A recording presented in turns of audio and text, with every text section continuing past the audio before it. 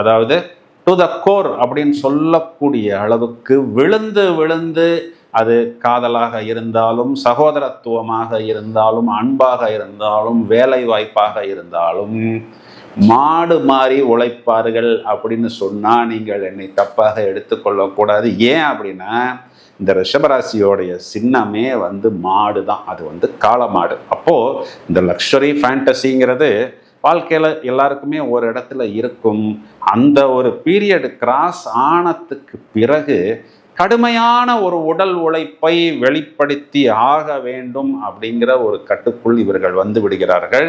இதுல என்ன ஆகுது அப்படின்னா, இந்த ராசிக்கு சுக்கிரன் ஒரு அட்ராக்ஷனையும் ஒரு பொலிவையும் கொடுத்துருது.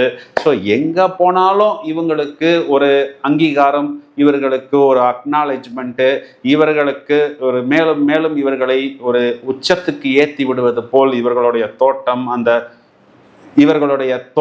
அந்த ட்ரெஸ்ஸிங் எல்லாம் இருக்கும் பொழுது ஒரு சாதாரண ரிஷபராசி பெண்ணே ஒரு செலிபிரிட்டி போல் பார்க்கப்படுகிறார்.